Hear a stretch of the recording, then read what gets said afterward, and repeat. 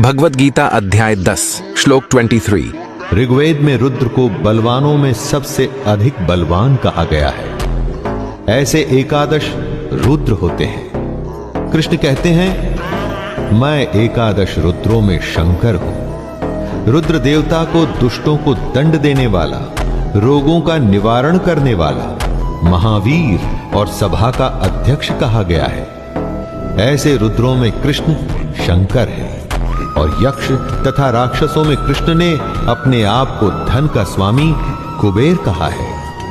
8 वसुओं में कृष्ण अग्नि है और शिखर वाले पर्वतों में जो सुमेरु पर्वत हैं वो कृष्ण ही है।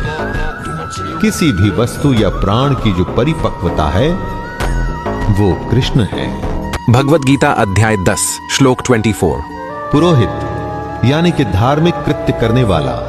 कृष्ण कहते हैं कि पुरोहितों में मुखिया बृहस्पति मुझको ही जान, अर्थात जितने भी धार्मिक काम करने वाले पुरोहित हैं उनमें जो मुखिया हैं यानी कि बृहस्पति वो कृष्ण है। बृहस्पति को प्रार्थना या भक्ति का स्वामी भी कहा जाता है। मतलब कि जितने भी प्रार्थना करने वाले हैं उनमें सर्वश्रेष्ठ बृहस्पति श्री कृष्ण ही हैं। उसके आगे कृष्ण कहते हैं, हे पार्थ, मैं सेनापतियों में स्कंद और जलाशयों में समुद्र हूं। जितने भी पूरे विश्व में जलाशय हैं उनमें समुद्र यानी कि ओशन कृष्ण है। भगवद गीता अध्याय 10 श्लोक 25। 7 महर्षियों में से एक थे ऋषि भृगु, ज्योतिष के विद्वान जिन्होंने भृगु संहिता की रचना भी की थी। कृष्ण कहते हैं कि महर्षियों में वो भृगु है।